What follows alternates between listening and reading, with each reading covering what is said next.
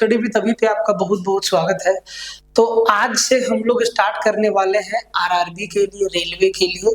और जो पहला चैप्टर होने वाला है वो आपका एरिया है।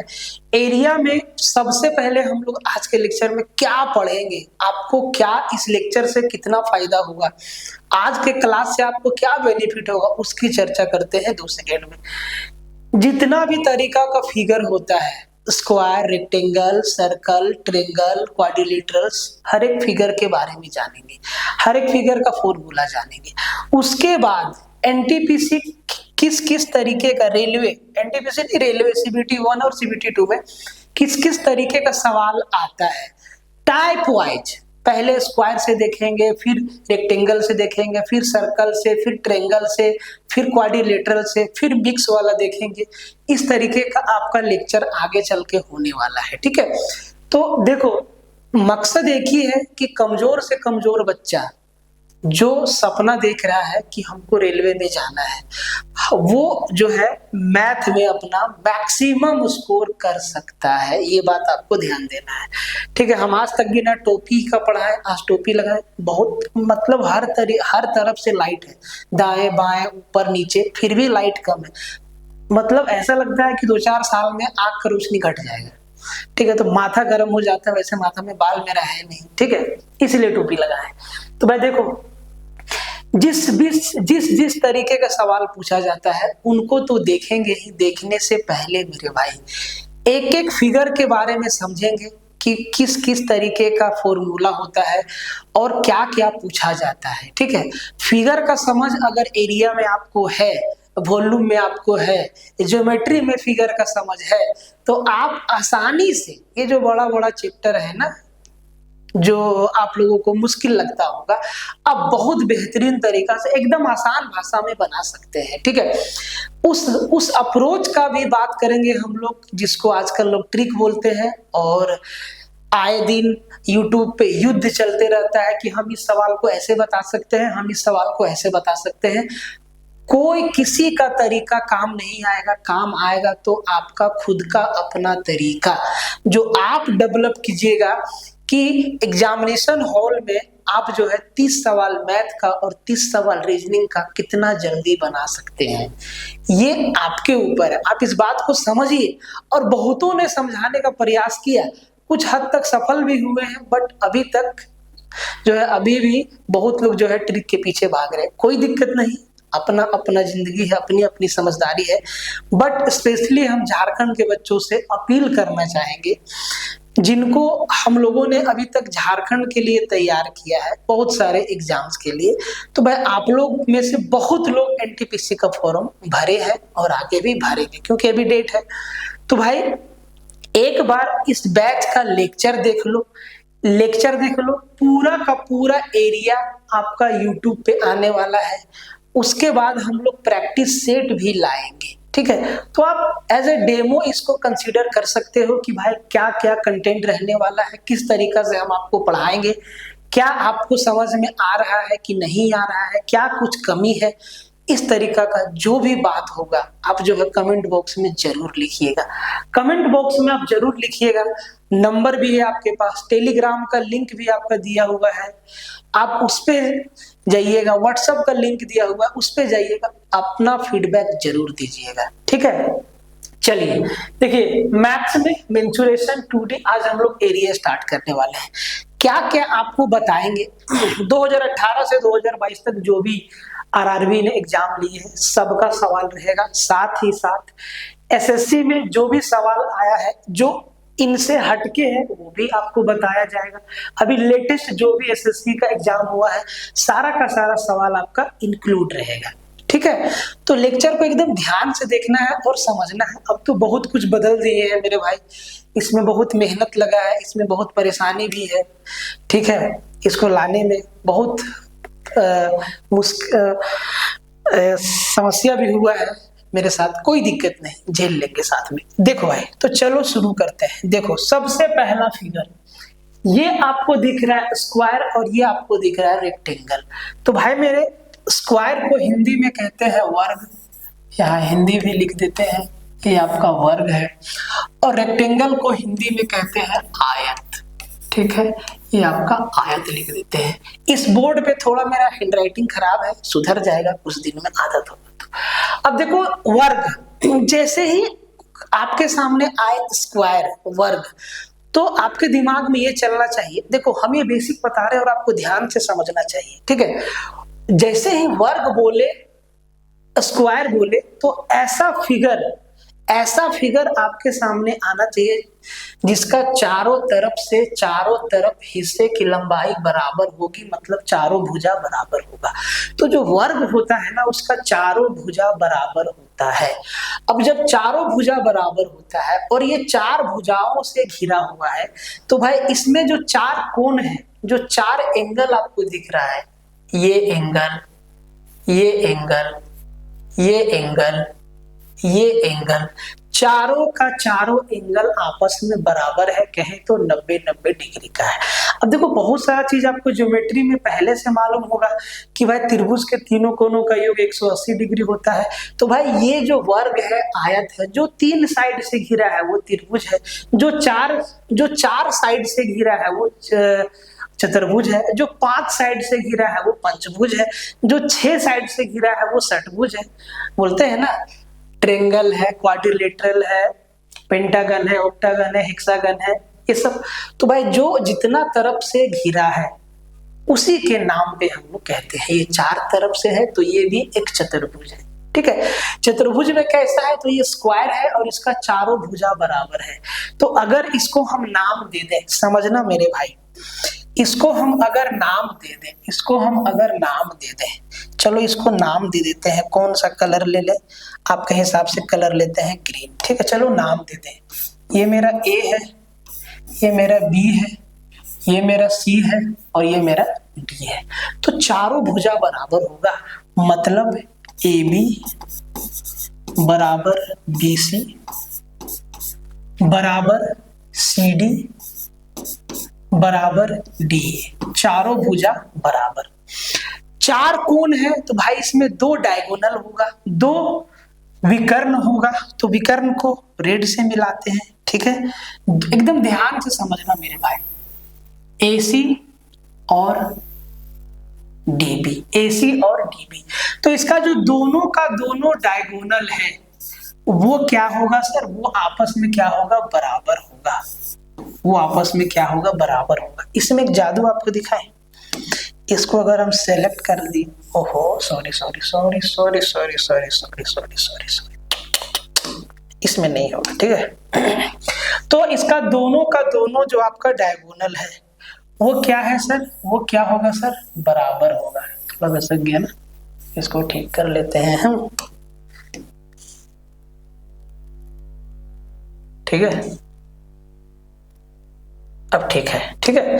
तो जो दोनों डायगोनल है, इसको ए नाम दिए थे, इसको बी नाम दिए थे, इसको सी नाम दिए हैं और इसको डी नाम। अभी बहुत कुछ सीखना बाकी है, इसमें धीरे धीरे सीख जाएंगे, ठीक है। और ये इसका जो 2 डायगोनल है, AC और BD, ये दोनों आपस में क्या है सर, बराबर है। ये दोनों आपस में क्या है, बराबर है। ये तो एकदम बेसिक समझ है जो आपको पता है। वर्ग से पूछता क्या क्या है, वर्ग का क्षेत्रफल निकालना पूछता है, वर्ग का भुजा निकालना पूछता है, वर्ग का विकर्ण पूछ देता है, यही 3-4 चीज इसमें पूछता है। तो जब एरिया का बात करेगा भाई मेरे, जब एरिया का बात करेगा, जब इसका एरिया बोलेगा कि इसका एरिया क्या होगा, क्षेत्रफल क्या होगा। अब देखो इसका चारों साइड बराबर है ना बाबू, इसका चारों साइड बराबर है, इसको A माने, इसको A माने, इसको भी A माने और इसको भी A माने, तो इसका क्षेत्रफल सबको मालूम है, भुजा का स्क्वायर। क्या होगा, भुजा का स्क्वायर। बात करेगा परिमाप का, पेरीमीटर, पेरीमीटर क्या होगा। किसी भी फिगर में अगर परिमाप आपसे पूछता है, पेरीमीटर पूछता है, मतलब उस फिगर का, उस चित्र का बाउंड्री का लंबाई पूछता है, बाउंड्री का लंबाई पूछता है कि उसका बाउंड्री, उसका सीमा कितना लंबा है। तो भाई इसका सीमा जो है, इसका बाउंड्री जो है चारों तरफ से बराबर है, बाउंड्री इसका, ठीक है, चारों तरफ से बराबर है। ए मतलब 4A, इसका क्या हो गया, परिमाप हो गया। अब देखो मेरे भाई, इसमें डायगोनल आपसे पूछता है, तो आप एक बात बताओ, अगर हम इसके डायगोनल को मिटा दें, ठीक है, ध्यान से समझना, ठीक है, आपको क्या बोले कि इसका हर एक कॉर्नर पे 90 डिग्री का एंगल बनता है, और जिस त्रिभुज का एक कोण 90 डिग्री होता है उसको समकोण त्रिभुज कहते हैं, राइट एंगल ट्रायंगल कहते हैं। और राइट एंगल ट्रायंगल में पाइथागोरस थ्योरम आपका चलता है, आगे आपको बताएंगे। आप यहाँ पे भी समझ लीजिए कि राइट एंगल ट्रायंगल में समकोण त्रिभुज में ये एंगल मेरा 90 डिग्री है, तो इसको हम बेस माने, इसको, ये मेरा हाइपोटेनस है, कर्ण हमेशा 90 डिग्री के सामने वाला भुजा होता है, और ये मेरा परपेंडिकुलर है, लंबाई है या ऊंचाई है। तो पाइथागोरस थ्योरम क्या होता है सर, h स्क्वायर बराबर p square plus b square, ये होता है पाइथागोरस थ्योरम। ये चीज इसमें भी लागू होता है, ठीक है। तो जब इसका डायगोनल, जब इसका विकर्ण निकालेंगे, देखो जब एक कोना कोनी को मिलाए, जब एक डायगोनल खींचे, तो ये वर्ग दो समकोण त्रिभुज में बट जाता है। बेसिक समझना बहुत जरूरी है बंधु, बेसिक पे ही सारा का सारा खेलना होगा, ठीक है। अब बात समझो, जब हमसे AC का लेंथ पूछेगा, तो यही पाइथागोरस थ्योरम से जो इसका डायगोनल है, इसको हटा देते हैं, ठीक है। जो इसका डायगोनल है, जो इसका विकर्ण है, वो क्या हो जाएगा, √2a। अगर इसका डायगोनल बोलेगा, तो वो क्या हो जाएगा, √2a। तो भाई मेरे, अगर एरिया बोलेगा तो आपको भुजा का स्क्वायर, विकर्ण बोलेगा तो √2 गुने भुजा, और परिमाप बोलेगा तो चारों भुजाओं का जोड़। क्या क्या आपको बताएं, एक बार फिर से बताते हैं आपको, ठीक है, एक बार फिर से आपको बताते हैं। देखिए क्या आपको बताएं, ठीक है, एक बार फिर से बताते हैं, ध्यान से समझना। अगर एरिया बोलेगा कि सर इसका एरिया कितना होगा, तो सर एरिया होगा भुजा का स्क्वायर, ठीक है। अगर हमसे परिमाप पूछेगा, पेरीमीटर पूछेगा, अंग्रेजी में पेरीमीटर, हिंदी में परिमाप, तो भाई चारों भुजाओं का जोड़, और चारों का चारों भुजा बराबर है। हल्के में नहीं लेना, एग्जाम में पड़ जाएगा भारी, ठीक है। जितना समझ सकते हो बेसिक उतना समझो। अगर हमसे विकर्ण पूछेगा, डायगोनल अगर हमसे पूछेगा कि सर इसका डायगोनल क्या होगा, तो √2a होगा। ये तीन चीज आपको याद रखना है, ठीक है। अगर इस वर्ग में सिर्फ डायगोनल का लेंथ दिया है और आपसे एरिया पूछा है, अगर डायगोनल का लेंथ दिया है और एरिया पूछा है, तो एरिया आप कैसे निकालेंगे, सीधा सा बात है, विकर्ण का स्क्वायर बट्टा 2, तो एरिया निकालने का एक और फॉर्मूला है, विकर्ण का स्क्वायर मतलब √2a का स्क्वायर और बट्टा 2, इससे भी आपका एरिया निकल के आ जाएगा। देखो √2 का स्क्वायर 2 हो जाएगा, 2 से 2 कट जाएगा, क्या बचेगा, a स्क्वायर। तो इससे भी आप एरिया निकाल सकते हैं। तो अब आज से आपको याद रखना है कि वर्ग में क्या क्या पूछता है, डायरेक्ट वर्ग का क्षेत्रफल, वर्ग का पेरीमीटर, वर्ग का विकर्ण, ठीक है, तीन चीज पूछता है। अब आ जाओ मेरे भाई आयत में, आयत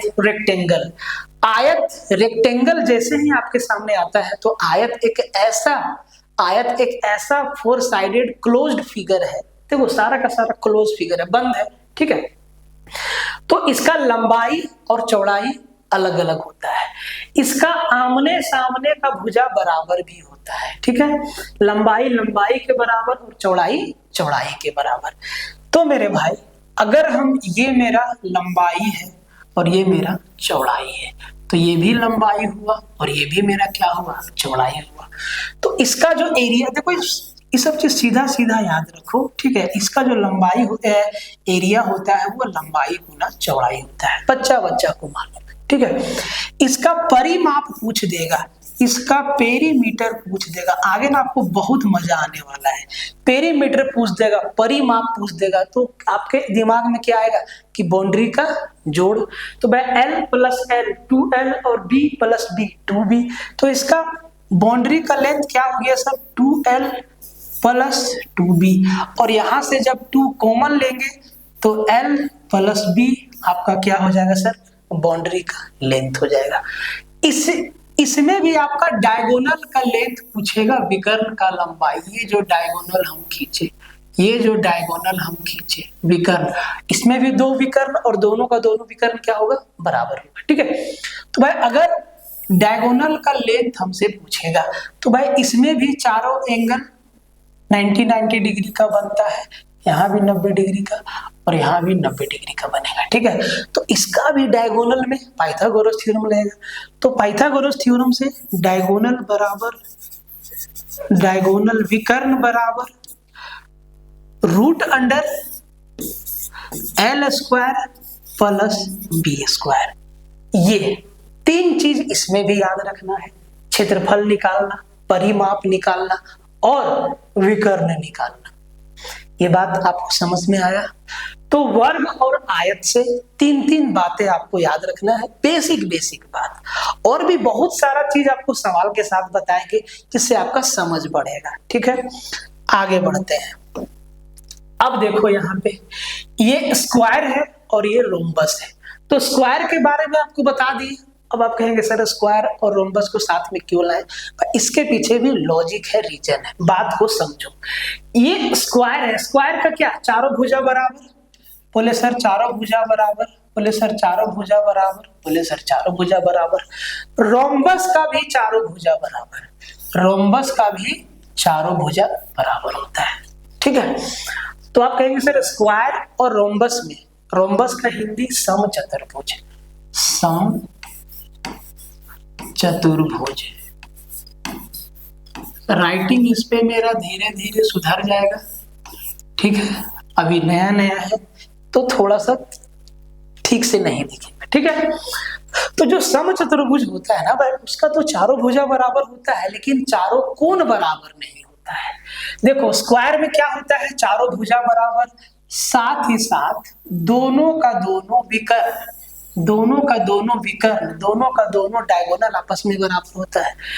रोम्बस का चारों भुजा बराबर होता है लेकिन दोनों का दोनों विकर्ण, दोनों का दोनों डायगोनल बराबर नहीं होता है। स्क्वायर का चारों एंगल बराबर होता है 90 डिग्री का, लेकिन रोम्बस का समचतुर्भुज का चारों कोना अलग अलग होता है, चारों कोना 90 डिग्री का नहीं होता है। तो जो डिफरेंस है रोम्बस और स्क्वायर में वो ये है कि भाई स्क्वायर का दोनों डायगोनल बराबर होता है लेकिन रोम्बस का दोनों डायगोनल, रोम्बस का दोनों डायगोनल, दोनों का दोनों डायगोनल बराबर नहीं होता है, दोनों का दोनों डायगोनल बराबर नहीं होता है। वर्ग का चारों कोण बराबर होता है लेकिन रोम्बस का चारों कोण बराबर नहीं होता है। हर एक बच्चे के समझ में आना चाहिए ये बात, तब मजा आएगा सवाल बनाने में। कुछ नहीं है, एकदम आसान है, कुछ नहीं एकदम आसान है। ठीक है, तो अब देखो क्या बोले कि वर्ग का चारों कोण बराबर होता है, दोनों विकर्ण बराबर होता है, चारों भुजा बराबर होता है। समचतुर्भुज का चारों भुजा बराबर होता है लेकिन चारों कोण बराबर नहीं होता है, दोनों विकर्ण बराबर नहीं होता है। अब आगे बढ़ते हैं यहां से। तो ये जो आपका रोम्बस है, जो आपका समचतुर्भुज है, इसमें आपको क्या क्या पूछा जाता है? इसमें पूछा जाएगा पहला कि आप इसका क्षेत्रफल बताइए, दूसरा विकर्ण का लंबाई पूछता है, तीसरा भुजा का लंबाई पूछता है। तो जैसे ही भुजा की लंबाई का बात करते हैं हम लोग, जैसे ही भुजा की लंबाई का बात करते हैं हम लोग, तो भाई इसका जो चारों का चारों भुजा है वो बराबर है। मान लो ए है, ए है, ए है और ए है। ठीक है, इसका जो डायगोनल है, इसका जो विकर्ण है, तो भाई इसका विकर्ण को हम मान लिए, एक विकर्ण को माने डी, एक विकर्ण को माने D1 और इस विकर्ण को माने D2। ठीक है, तो सबसे पहले इसका क्षेत्रफल निकालना सीखो। ठीक है, अब देखो अगर हम थ्योरी में जाएं तो टाइम लगेगा और उसका यूज भी नहीं है, सीधा सीधा क्षेत्रफल निकालना आपको आना चाहिए। तो जब भी रोम्बस का एरिया हमसे पूछेगा तो भाई आपको कर देना half into D1 into D2, D1 into D2। समचतुर्भुज का क्षेत्रफल बराबर दोनों विकर्ण के गुणनफल का आधा। अब इसका परिमाप पूछ देगा तो आप कहेंगे सर परिमाप तो बहुत ही आसान चीज है, तो इसका परिमाप होगा ना तो भाई चारों भुजाओं का जोड़, तो इसका भी परिमाप क्या हो जाएगा 4a हो जाएगा। ये बहुत कम टाइम पूछता है लेकिन सवाल में यूज करता है। ठीक है, अब देखो, अब यहां से एक बात समझो, इसका जो डायगोनल है, इसको हम नाम देते हैं। ठीक है, इसको हम नाम दे दिए। ठीक है, इसको हम नाम दे दिए, देखो इसको हम नाम दे दिए A, इसका नाम दिए B, इसका नाम दिए C और इसका नाम दिए D। और ये दोनों डायगोनल AC और DB एक दूसरे को O पे काटता है, इस O पॉइंट पे मिलता है, इस O पॉइंट पे मिलता है। ठीक है, O पॉइंट पे मिलता है। अब बात को समझना जरा, दोनों का दोनों डायगोनल जहां पे मिलेगा वहां पे 90 डिग्री का कोण बनेगा, मतलब दोनों विकर्ण एक दूसरे से समकोण पे मिलता है, मतलब चारों तरफ 90 डिग्री का कोण बनेगा भाई साहब, 90 डिग्री 90 डिग्री 90 डिग्री 90 डिग्री। ठीक है, चारों तरफ 90 डिग्री का कोण बनेगा। ले देखो, इसी को बोलते हैं ना कि हम अभी तक सीखे नहीं है ठीक से, है ना। देखो सब मिट गया मिला जुला के। ठीक है, सब मिट गया। अब इसको एक बार मिला देते हैं, यही ना अभी सीख जाएंगे थोड़ा देर में, थोड़ा दिन में। ठीक है, बोले थे कि O पे मिलता है। ठीक है, तो O पे मिलाएं। ठीक है, एक का नाम दिए थे D1 और एक का नाम दिए थे D2, तो इसका नाम दे दिए D1 और इसका नाम दे दिए D2। ठीक है, और दोनों विकर्ण एक दूसरे को समकोण पे काटता है, मतलब 90 डिग्री का कोण बनता है भाई मेरे। यहां से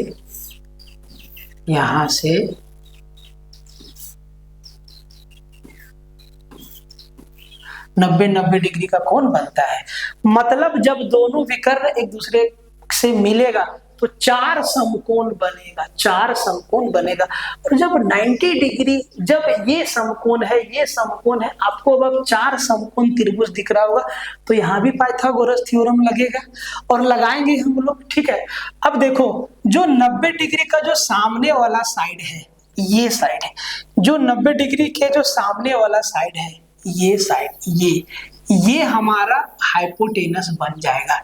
एक को परपेंडिकुलर बना लो और एक को बेस बना लो, एक को परपेंडिकुलर बना लो, एक को बेस बना लो, तो जो 90 डिग्री के सामने होगा वो क्या होगा, हाइपोटेनस। मतलब जो समचतुर्भुज का भुजा होगा वही हाइपोटेनस बन जाएगा, वही हाइपोटेनस बन जाएगा। बाकी पाइथागोरस थ्योरम लगा देना है। अब ध्यान से समझो जरा, दोनों डायगोनल एक दूसरे को 90 डिग्री पे काटता है, ये चीज हम लोग समझ गए। और जहां पे दोनों डायगोनल एक दूसरे को काटता है वहां से डायगोनल आधा आधा बढ़ जाता है, मतलब AO, मतलब देखो AO बराबर OC, AO बराबर OC, और DO बराबर OB, DO बराबर OB। इतना सा बात आपको समझ में आया, इतना सा बात आपको समझ में आया, यहां तक कोई दिक्कत नहीं। और अगर कुछ ना समझ में आ रहा हो भाई तो कमेंट में लिख देना। अब देखो ये रेक्टेंगल है और ये पैरेललोग्राम है। पैरेललोग्राम रेक्टेंगल को आयत, ये हमारा क्या है आयत, और इसको बोलते हैं समांतर चतुर्भुज, इसको बोलते हैं समांतर चतुर्भुज, समांतर चतुर्भुज है ये। ठीक है, समांतर चतुर्भुज। देखो आयत में क्या होता है, एक चीज आपको बताते हैं। रेक्टेंगल में क्या होता है कि आमने सामने का जो भुजा होता है, ये जैसे कि इसको नाम दिए ए, इसको नाम दिए बी, इसको नाम दिए सी, इसको नाम दिए डी। देखो हम इस तरीका से क्यों पढ़ा रहे हैं, क्योंकि रेलवे में ना बहुत बेसिक सवाल भी पूछा जाता है स्टेटमेंट बना के, ठीक है, बहुत बेसिक सवाल पूछा जाता है। जो आमने सामने का जो भुजा होता है वो पैरेलल भी होता है, मतलब ए बी समांतर है डीसी का और ए बी बराबर भी है डीसी का, ठीक है जी। ये चीज उसी तरीका से सेम ये समांतर है इस भुजा के, ठीक है। बीसी पैरेलल टू एडी, तो भाई जो बीसी है वो किसके पैरेलल है, एडी का, और साथ ही साथ बीसी बराबर है एडी का। ये दो चीज आपको समझ में आया, ये दोनों चीज आपको समझ में आया। ये दोनों प्रॉपर्टी पैरेललोग्राम भी फॉलो करता है, मतलब इसको ए नाम दिए, इसको बी नाम दिए, इसको सी नाम दिए और इसको डी नाम दिए, ठीक है। तो भाई ए बी पैरेलल है डीसी का, A B parallel to DC और ए बी बराबर भी होता है डीसी के, ठीक है। साथ ही साथ बीसी पैरेलल है, बीसी जो है वो पैरेलल है, समांतर होगा डीए का,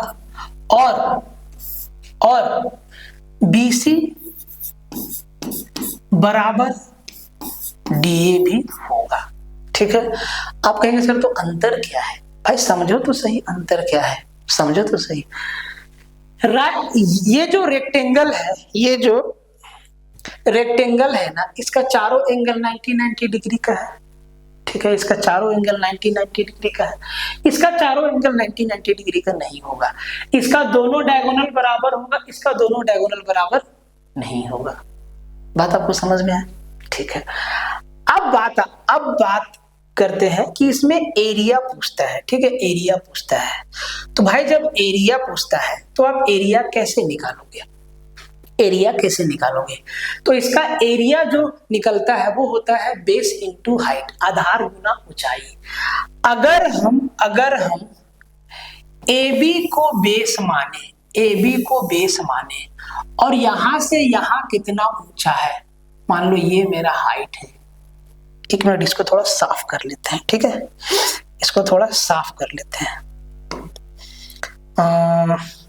इसको साफ कर लेते हैं, ठीक है, इसको साफ कर लेते हैं। अंतर तो आप समझ गए, ठीक है, और यहाँ लिखा हुआ भी है। अब हम इसी के बारे में, ये मेरा जो है, ये मेरा हाइट है 90 डिग्री है और ये मेरा बेस है, ये मेरा क्या है, बेस है। तो जो ये मेरा बेस है और ये मेरा H4 हाइट है। तो पैरेललोग्राम का एरिया बराबर बेस इंटू हाइट, ठीक है। अगर हम इधर से इसको बेस मान ले, अगर हम BC को बेस मान ले, कलर बदल देते हैं। अगर हम BC को बेस मान ले, ये BC मेरा बेस है, ये BC मेरा क्या है, बेस है। तो भाई यहां से यहां कितना ऊंचा है, तो हम अगर यहाँ पे एक परपेंडिकुलर डाल दें,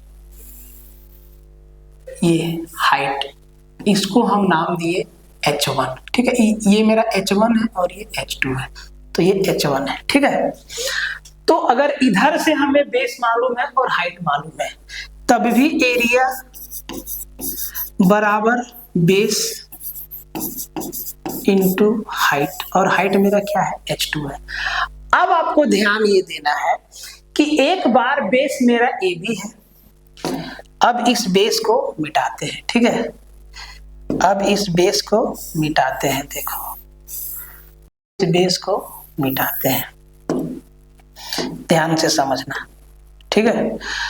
तो यहां पे मेरा बेस क्या है, ए बी है, और मेरे भाई यहां पे मेरा बेस क्या है, BC है, BC है, और दोनों ही तरीका से हम लोग पैरेललोग्राम का एरिया निकाल सकते हैं। मतलब आप कहिए कि ये भी पैरेललोग्राम का एरिया है इसी का, और ये भी इसी पैरेललोग्राम का एरिया है, तो भाई एरिया एरिया क्या होगा, बराबर होगा।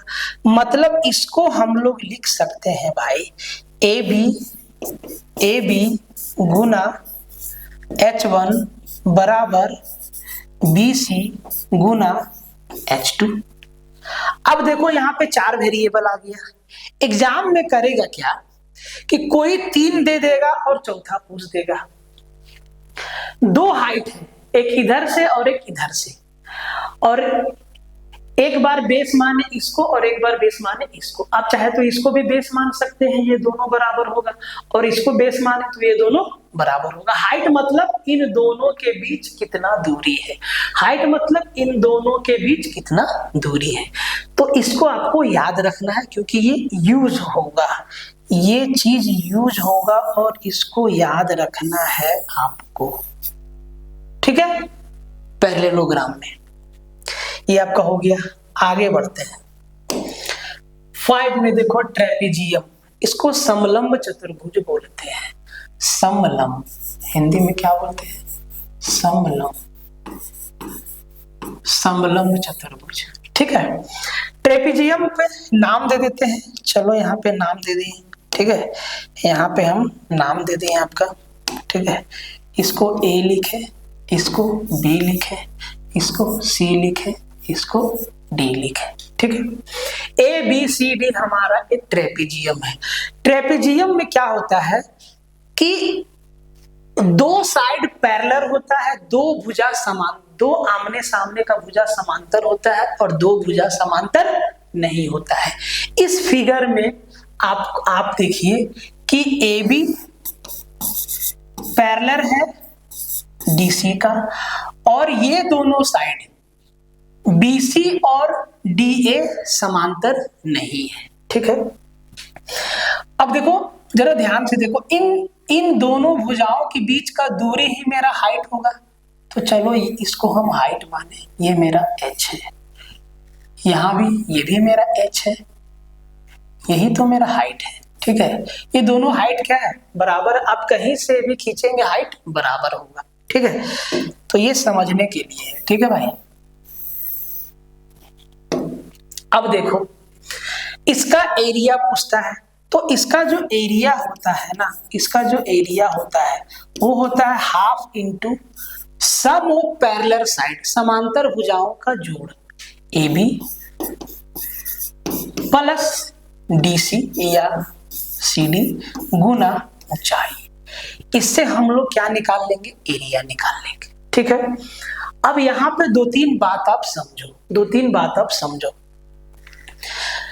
ये दोनों साइड AD और BC का लेंथ बराबर हो सकता है और बराबर नहीं भी हो सकता है, ठीक है।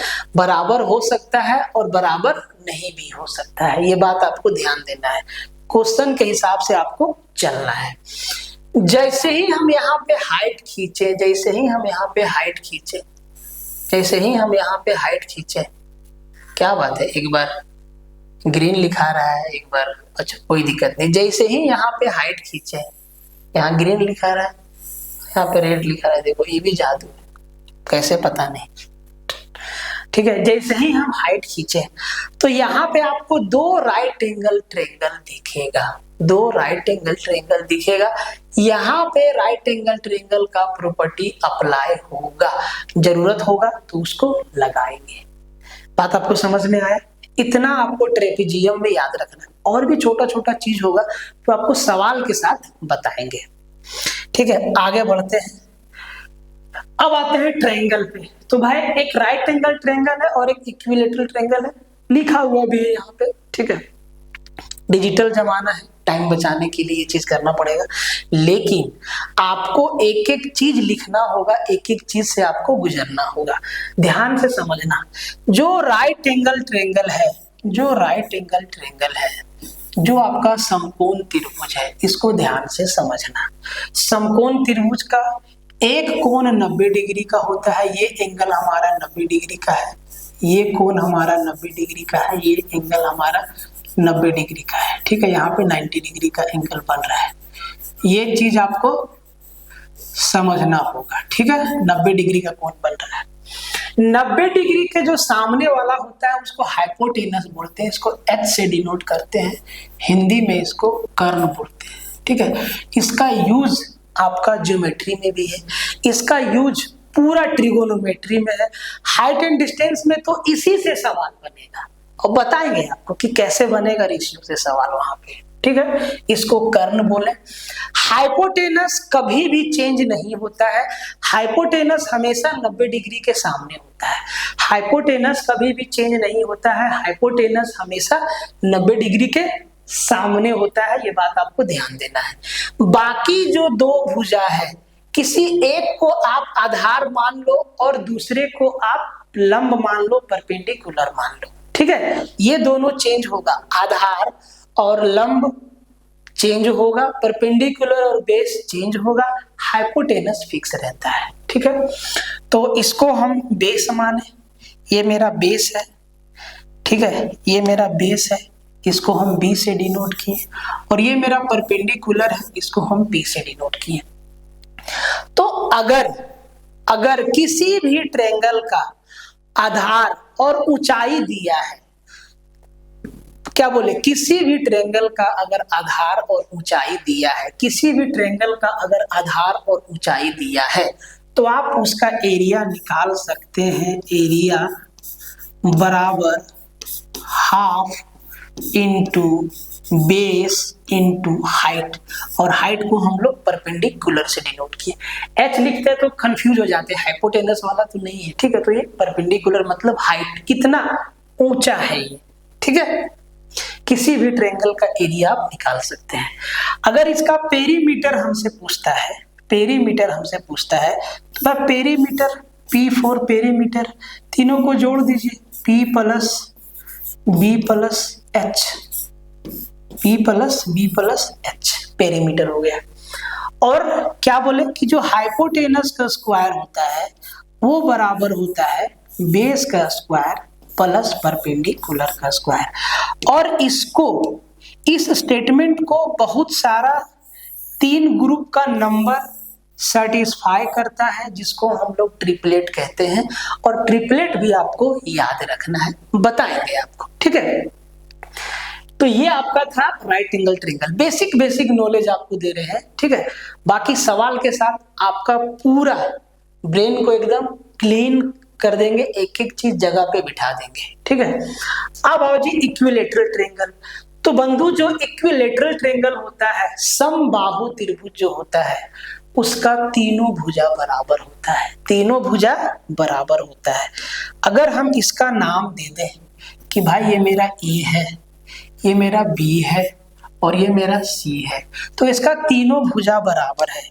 मतलब अगर हम इसको ए माने, ए यूनिट है, ए यूनिट है, तो भाई इसका तीनों भुजा क्या है, आपस में बराबर है।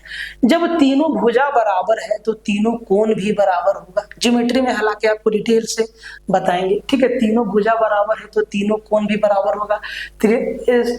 त्रिभुज के तीनों कोणों का योग 180 डिग्री होता है, तो भाई हर एक एंगल के हिस्सा में 60-60 डिग्री होगा, ठीक है। 60 डिग्री 60 डिग्री 60 डिग्री, 6 18 180 डिग्री, ठीक है।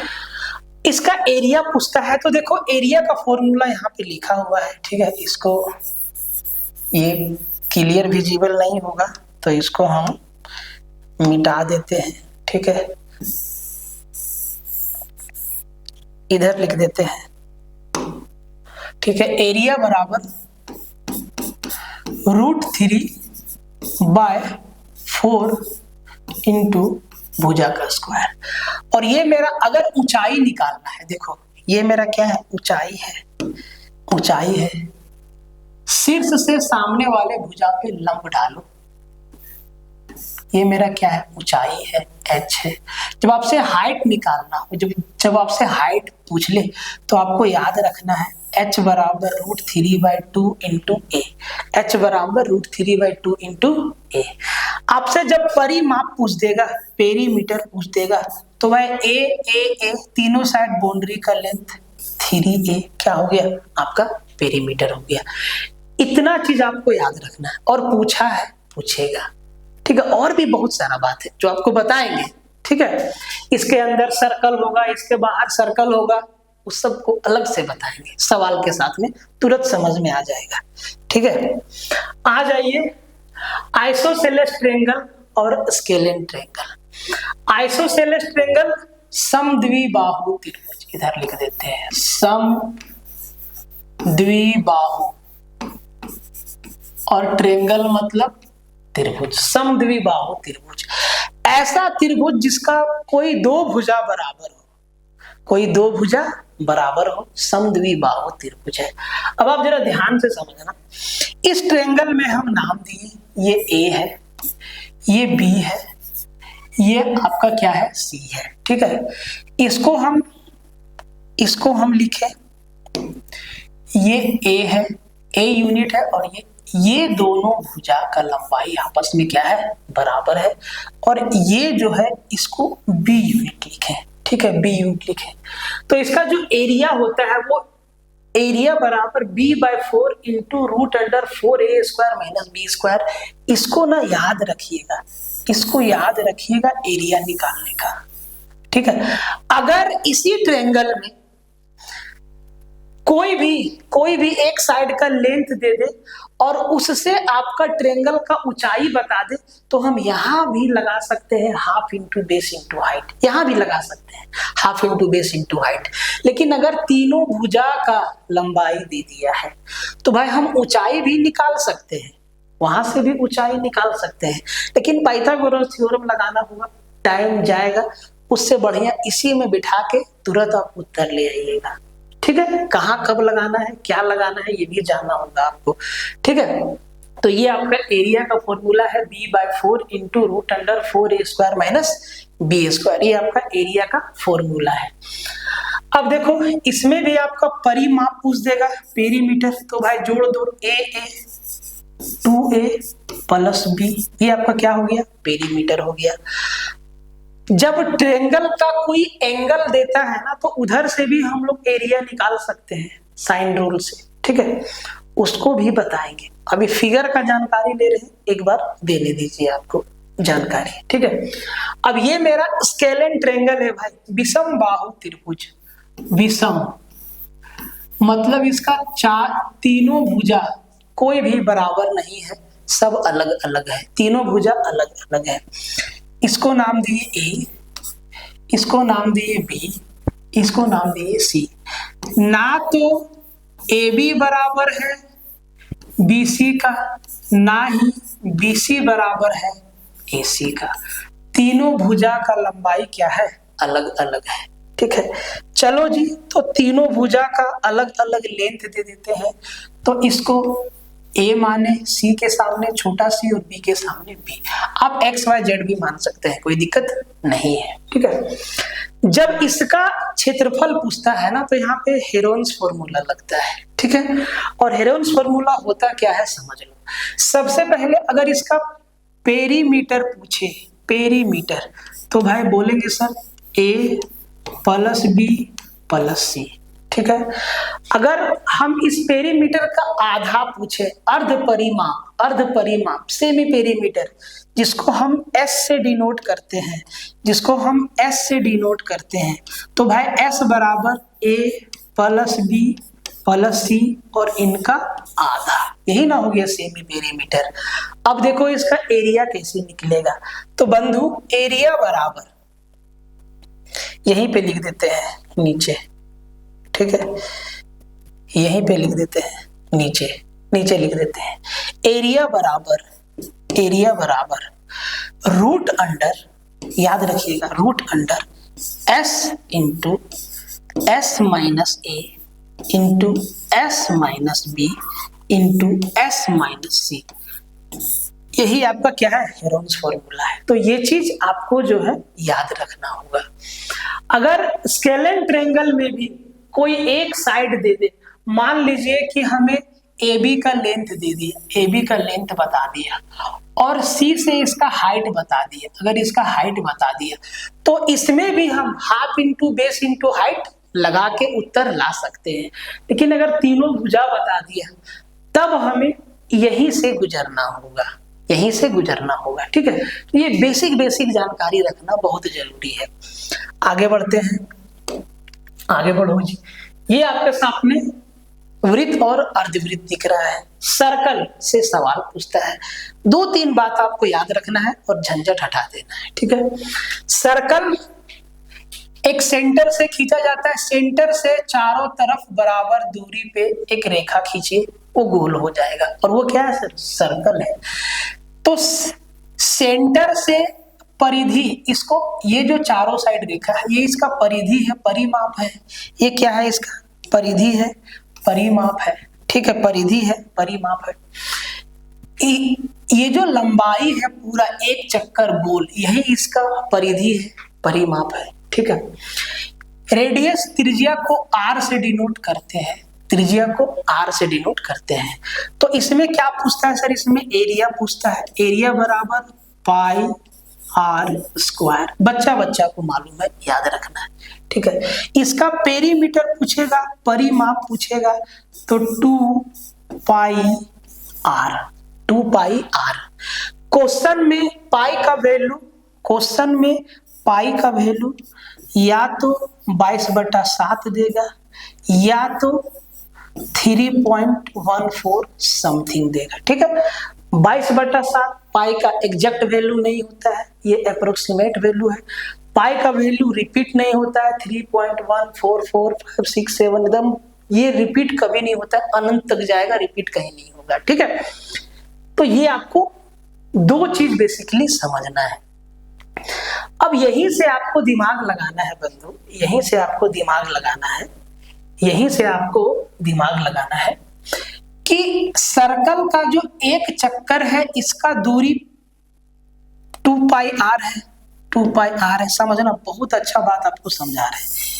एक चक्कर पे आपका क्या है, दूरी जो है 2 पाई आर है। जब एक चक्कर घूमेंगे तो 2 पाई आर दूरी जाएंगे, ठीक है जी। जब एक चक्कर लगाएंगे तो यहाँ पे कितना डिग्री घूमेंगे, बोलेंगे सर यहाँ पे पूरा 360 डिग्री घूमेंगे, 360 डिग्री घूमेंगे, 360 डिग्री घूमेंगे। अगर 360 डिग्री का वैल्यू 2 पाई आर है, ठीक है, जब 360 डिग्री यहाँ पे घूमेंगे मतलब पूरा एक चक्कर जाएगा, मतलब 2 पाई आर जाएगा। अगर हम थीटा डिग्री घूमते हैं, ये हमारा थीटा डिग्री है, ठीक है, ये हमारा थीटा डिग्री है, थीटा डिग्री है, ठीक है। तो अगर हमसे थीटा डिग्री का वैल्यू पूछता है कि भाई अगर हम 30 डिग्री घूमे, 60 डिग्री घूमे, 45 डिग्री घूमे, 90 डिग्री घूमे, तो भाई इसका परिधि क्या होगा। मान लो कि हम सिर्फ यहां से यहां गए, हम सिर्फ यहां से यहां गए, हम जो है यहां से यहां तक का दूरी तय किए, तो यहां से यहां तक का दूरी को क्या बोलेंगे सर, कितना दूर होगा। तो आप इसको 2-3 तरीका से निकाल सकते हैं, ठीक है। इसके बारे में डिटेल में बात करेंगे, 2-3 तरीका से निकाला जाता है, ठीक है, सवाल के साथ में, ठीक है। अब देखो इसको हम लोग क्या बोलेंगे सर, इसको, ये भी तो एक परिधि का छोटा सा हिस्सा है जिसको आप चाप बोलिए, ठीक है, आर्क बोलिए, चाप बोलिए। तो इसका 360 डिग्री पे 2 पाई आर, 360 डिग्री पे 2 पाई आर, थोड़ा सा बेसिक समझाते हैं। जब हम 360 डिग्री चलते हैं तो हम 2 पाई आर चलते हैं, ठीक है।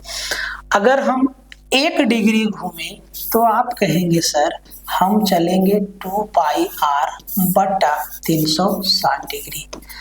अगर हम थीटा डिग्री घूमते हैं तो आप कहेंगे सर हम चलेंगे 2 पाई आर बटा 360 गुना थीटा डिग्री। इसका मतलब अभी आपको नहीं समझ में आया होगा, सवाल के साथ में आपको समझाते हैं या एक एग्जाम्पल देके आपको समझाते हैं। ठीक है, एक बात बताइए, एक बात बताइएगा आप, ठीक है, एक बात बताइएगा, आपको अभी हम समझाते हैं। ठीक है, एक बात बताइएगा, एक बात बताइएगा।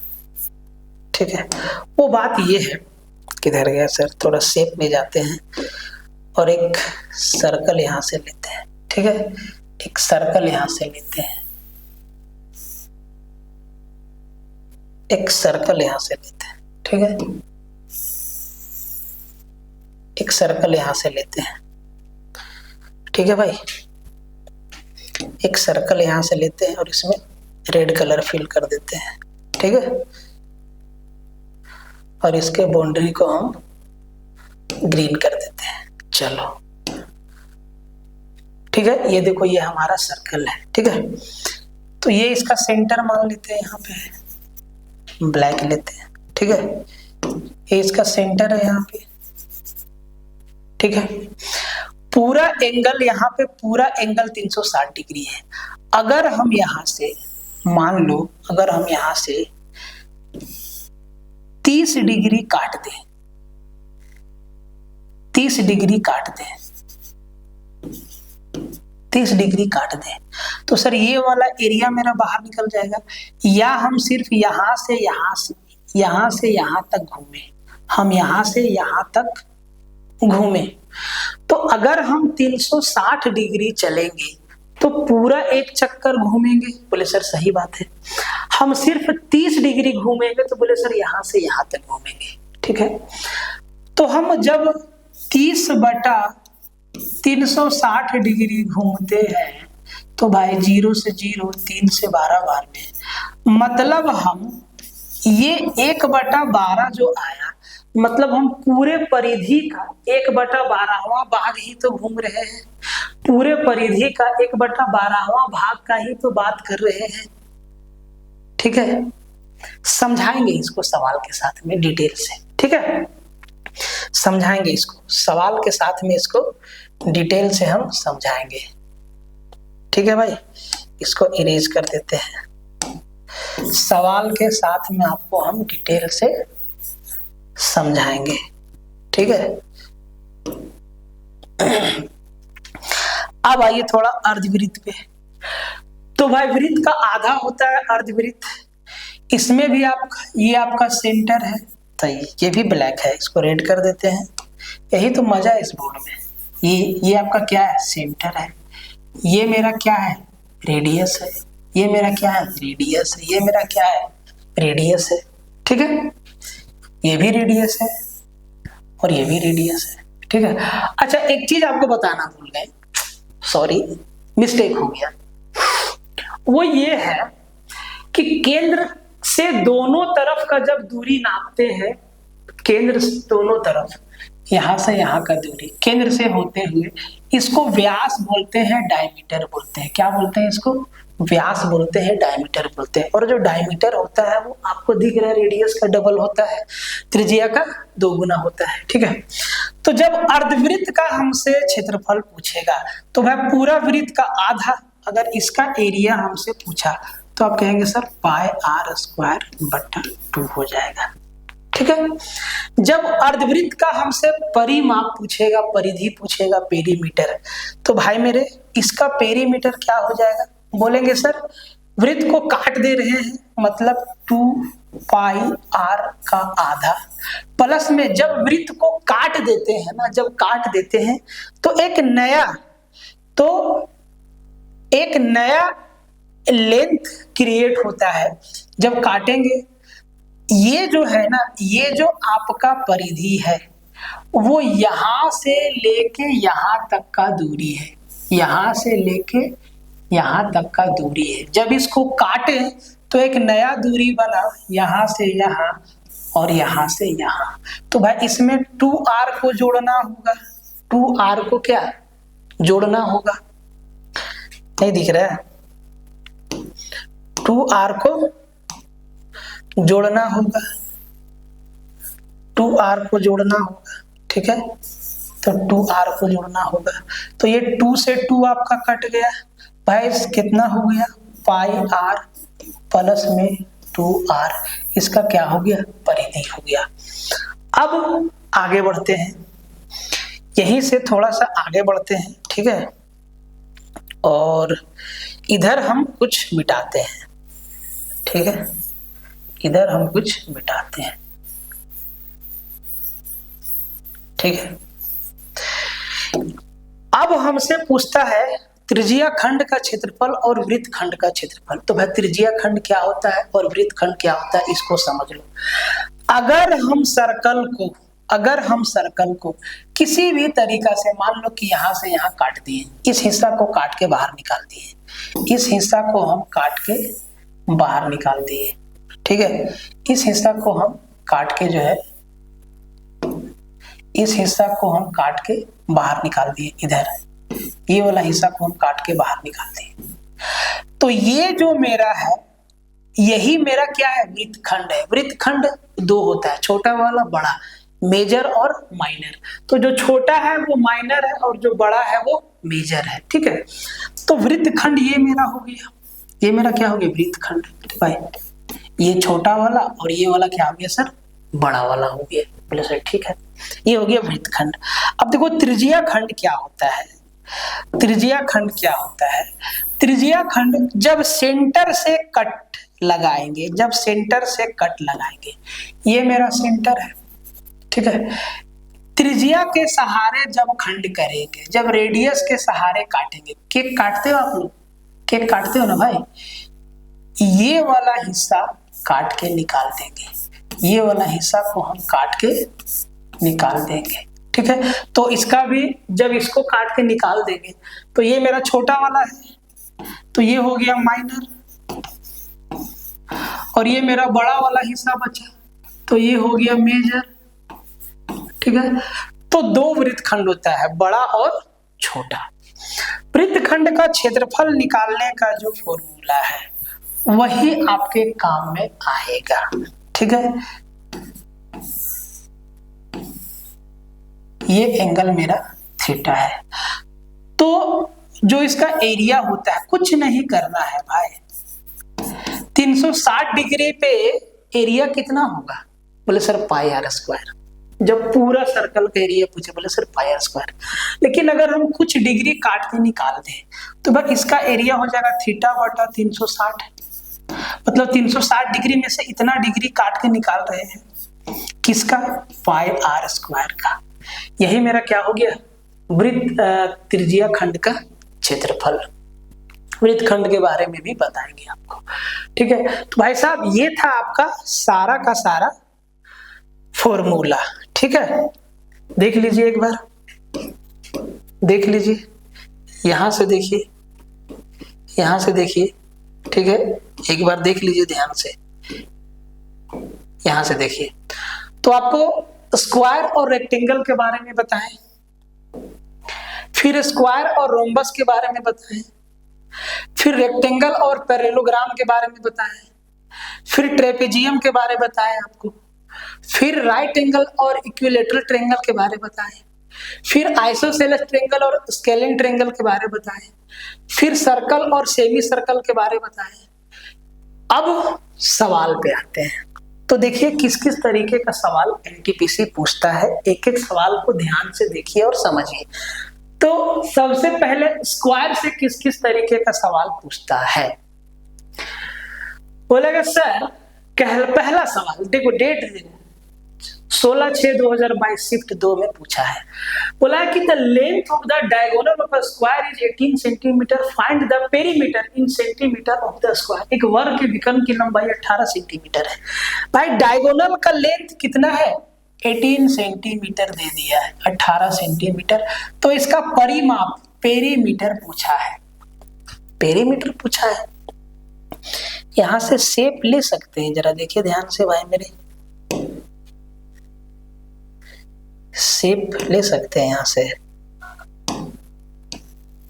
हाँ शेप यहां से ले सकते हैं, ठीक है। ये मेरा एक स्क्वायर है, उसका कलर बदल दे थोड़ा, ठीक है, इसका कलर बदल देते हैं, फ्रेम का कलर कर देते हैं रेड, ठीक है, थोड़ा मोटा कर देते हैं, चलो ठीक है। ये मेरा क्या है, स्क्वायर है। इसका डायगोनल दे दिया है सर, इसका डायगोनल दे दिया है, ये इसका डायगोनल है 18 सेंटीमीटर, और हमसे पूछा है परिमाप। देखो हमेशा याद रखो गणित में क्या दिया है, क्या पूछा है, और जो पूछा है वो जो दिया हुआ है उससे कैसे निकलेगा, ये चीज आप समझ गए ना, बहुत ही आसान है। बेवजह लोग आपको परेशान कर रहे हैं, बहुत मुश्किल है, बहुत मुश्किल है, बहुत आसान है, ठीक है, ध्यान से समझो। अब देखो आपको मालूम है कि जो स्क्वायर का डायगोनल है वो होता है √2a, √2a, और ये क्या दिया है सर, 18 सेंटीमीटर। क्या दिया है गुरुदेव, 18 सेंटीमीटर। अब बच्चा को मालूम है कि यहां से a का वैल्यू निकल जाएगा। बोले सर a बराबर क्या हो जाएगा, एकदम हर एक बच्चा रिलेट कर पाएगा मेरा कोर्स से, ठीक है, a बराबर 18/√2 हो जाएगा। बोले सर ठीक है, ऊपर नीचे √2 से मल्टीप्लाई कर देंगे। ये सब काम ना आपको धीरे धीरे करना सिखाएंगे कि कैसे एक स्टेप में उत्तर लाया जाता है, लेकिन जब तक आपके दिमाग में बेसिक नहीं फिट करेंगे मजा ही नहीं आएगा, आप खुद देखना। तो ये √2 गुने √2 2 हो गया, 2 से काटे इसको 9 बार में, भाई मेरे इसका जो a मतलब साइड है वो 9√2 है, मतलब इसका चारों तरफ का जो लंबाई है वो 9√2 9√2 9√2 9√2 है, ठीक है। अब ये इसका चारों तरफ का लंबाई 9√2 हर एक तरफ 9√2 सेंटीमीटर लंबा है। तो भाई ऐसा 4 लंबाई है ना, तो इसका पेरीमीटर क्या हो जाएगा, बोले सर 9 चौके 36, 36√2 सेंटीमीटर। आपका क्या हो जाएगा गुरुदेव, सीधा का सीधा उत्तर हो जाएगा ऑप्शन नंबर डी। कुछ था इसमें, कुछ नहीं था। आगे बढ़ते हैं। 10 बोलता है कि find the length of each side of a square whose diagonal measures 10 centimetre. उस वर्ग की प्रत्येक भुजा की लंबाई ज्ञात कीजिए जिसका विकर्ण 10 सेंटीमीटर है। अब देखो डायगोनल दे दिया है 10 सेंटीमीटर और साइड आपसे पूछ दिया है। एक एक सवाल को ना तरीके से सजा दिए हैं कि ताकि आप ना रिलेट कर पाएंगे, आप समझ पाएंगे, आपको मजा आएगा, आप बोर नहीं होंगे, ठीक है। तो भाई अब देखो, अब इसमें ना फिगर उगर बनाने की आवश्यकता बिल्कुल नहीं है, फिर भी क्योंकि आपके दिमाग में हमें एक एक चीज भरना है तो भाई फिगर तो बनाएंगे, एक एक चीज आपके दिमाग में बिठाना है तो भाई साहब फिगर तो हम बनाएंगे, ठीक है, फिगर तो हम बनाएंगे, ठीक है। ये मेरा है आपका ब्लैक रहने देते हैं, ठीक है। ये मेरा है आपका वर्ग, इसका डायगोनल दे दिया है भाई 10 सेंटीमीटर और हमसे साइड पूछा है। बोले सर कितना आसान सवाल पूछता है, एनटीपीसी जरा देख लो, ठीक है भाई। साइड पूछा है तो भाई डायगोनल क्या दिया है, √2a होता है, बराबर क्या दिया है 10 सेंटीमीटर। बोले सर ठीक है, a का वैल्यू क्या हो जाएगा, बोले सर 10/√2 और √2 से ऊपर नीचे मल्टीप्लाई कर देंगे तो √2 × 2 2 से कट जाएगा 5 बार में, क्या आ गया सर, बोले सर 5√2। भाई मेरे एक एक चीज आपको बताएंगे, अभी थोड़ा बेसिक हमको समझाने दो। सब सवाल कुछ नहीं है, 5√2 सेंटीमीटर इसका क्या हो गया ईच साइड, खत्म कहानी। आगे बढ़ते हैं, ध्यान से देखो। यदि किसी वर्ग की भुजा को 3 गुना कर दिया जाए तो परिणामी वर्ग और मूल वर्ग के क्षेत्रफल का अनुपात क्या होगा। If the side of a square is tripled, what will be the ratio of the areas of the resulting square and the original। अब देखो बात को, मान लो कि एक वर्ग का एक भुजा है a यूनिट, अब कहता है कि इसके भुजा को 3 गुना कर दिया जाए, मतलब एक दूसरा वर्ग बनाएंगे जिसका प्रत्येक भुजा क्या होगा 3a² 3a होगा। तो एक वर्ग है जिसका प्रत्येक भुजा a है और एक दूसरा वर्ग है जिसका प्रत्येक भुजा 3a है। कहता है कि इनके क्षेत्रफल का रेशियो पूछा है, तो भाई इसका एरिया क्या हो जाएगा? बोले सर इसका क्षेत्रफल क्या हो जाएगा? a square. इसका क्षेत्रफल क्या हो जाएगा? 3a का स्क्वायर मतलब 9a का स्क्वायर। और पूछा है इनका एरिया। अब देखो एरिया बताने में ना जल्दबाजी मत करना, ठीक है। परिणामी वर्ग मतलब इसका 9a स्क्वायर अनुपात a स्क्वायर, ये ओरिजिनल था और इसके भुजा को 3 गुना करने पर ये एरिया आया। तो a स्क्वायर से a स्क्वायर गया, 9:1 आपका क्या हो गया? सीधा उत्तर हो गया। कितना आसान सवाल है, ठीक है। आगे बढ़ते हैं। कहता है कि एक वर्गाकार मैदान का क्षेत्रफल 10,000 वर्ग मीटर है, ठीक है जी। देखो स्टेज 1 शिफ्ट 2 का सवाल है, ठीक है। 26 जुलाई 2021। कहता है कि एक वर्गाकार मैदान का क्षेत्रफल 10,000 वर्ग मीटर है, उस वर्ग का परिमाप ज्ञात कीजिए जिसकी भुजा इस वर्गाकार मैदान के विकर्ण के बराबर है। अब मेरे भाई एक बात बताओ, एक वर्गाकार मैदान का क्षेत्रफल 10,000 वर्ग मीटर है, तो जल्दी से जरा एक बात बता दो। एक वर्ग छाप देते हैं आपके लिए, ठीक है सर। एक वर्ग छाप देते हैं आपके लिए, ये मेरा वर्ग है, ठीक है सर।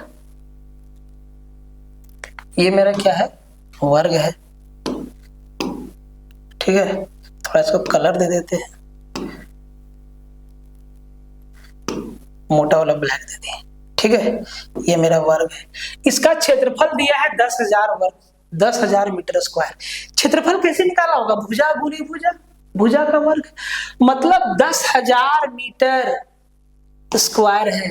मतलब ये आपको क्या दिख रहा है? बोले सर इसका प्रत्येक भुजा 100 मीटर, ये भी 100 मीटर, ये भी 100 मीटर और ये भी 100 मीटर होगा। बोले सर ठीक है, 100 गुने 100 10,000। तो साइड तो आपको मालूम चल गया आसानी से। कहता है उस वर्ग का परिमाप ज्ञात कीजिए जिसकी भुजा इस वर्गाकार मैदान के विकर्ण के बराबर है। अब एक और वर्ग का परिमाप हमसे पूछा है जिसका भुजा जो है इस वाले स्क्वायर के डायगोनल के बराबर है। तो भाई इसका डायगोनल क्या है? बोले सर यही इसका डायगोनल है, यही इसका डायगोनल है। तो सर अगर भुजा दिया है तो विकर्ण क्या होता है? √2a, मतलब इसका डायगोनल क्या हो गया?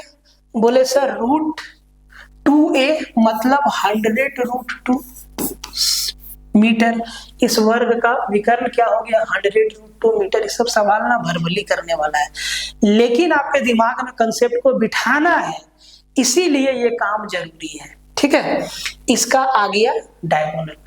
अब कहता है कि जितना लंबाई इसके डायगोनल का है उतना ही प्रत्येक भुजा लंबाई का एक वर्ग बना लीजिए। देखो बहुत आसान है, आपको एकदम बेसिक समझाते हैं मेरे भाई। आपको हम क्या बोले कि हम लोग का टारगेट है कि हर एक बच्चा को समझा सके, ठीक है। एक ये मेरा वर्ग है, ठीक है भाई, एक ये मेरा वर्ग है, ठीक है। अब इसका जो प्रत्येक साइड है ना वो 100√2 है, 100√2 है, 100 एकदम समझ लो विस्तार से, तब वहां पे सवाल आप जल्दी बना पाओगे। 100√2 है इसका प्रत्येक साइड, तो इसका परिमाप क्या होगा? तो भाई 100 गुना इसको चारों को जोड़ देंगे तो 400√2 होगा ना। चारों को जोड़ेंगे तो 400√2। ऑप्शन ए आपका क्या हो जाएगा? उत्तर हो जाएगा। बात समझ में आया? इतना आसान है, ठीक है। इस सवाल को आइए, कहता है कि 5 वर्गों की परिधि क्रमशः 24 सेंटीमीटर, 32 सेंटीमीटर, 40 सेंटीमीटर और 76 सेंटीमीटर और 80 सेंटीमीटर है। दूसरे वर्ग का परिमाप ज्ञात कीजिए जिसका क्षेत्रफल इन वर्गों के क्षेत्रफल के योग के बराबर है। अब एक बात बताओ कि 5 स्क्वायर है और सबका पेरीमीटर दे दिया है, तो भाई उसका साइड का लेंथ तो निकाल सकते हैं, चारों साइड बराबर होता है। तो जो पहला वर्ग है उसका परिधि है 24 सेंटीमीटर, तो 24 को 4 से भागा देंगे, 6 आएगा, 4 छके 24, 6। मतलब पहला ये जो वर्ग है इसका प्रत्येक भुजा 6 सेंटीमीटर का होगा।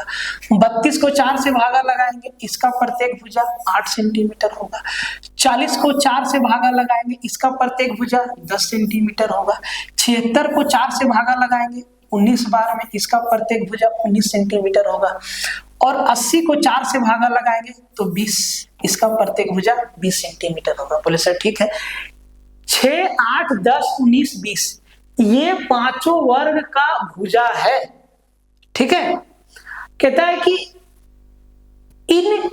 इन पांचों वर्ग के क्षेत्रफल का जो जोड़ है ना एक दूसरे वर्ग के क्षेत्रफल के बराबर है।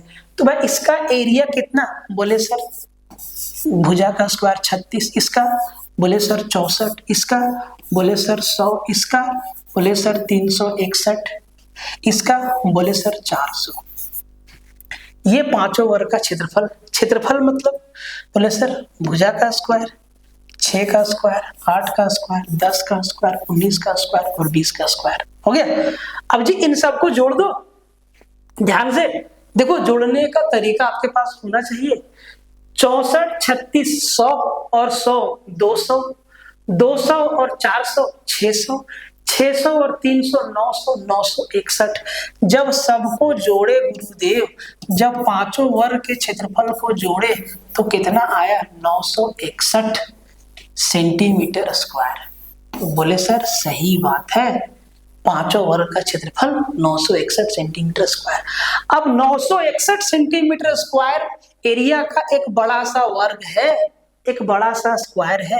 मान लो कि ये मेरा स्क्वायर है, ये मेरा स्क्वायर है जिसका एरिया कितना है? जिसका एरिया 961 सेंटीमीटर स्क्वायर है।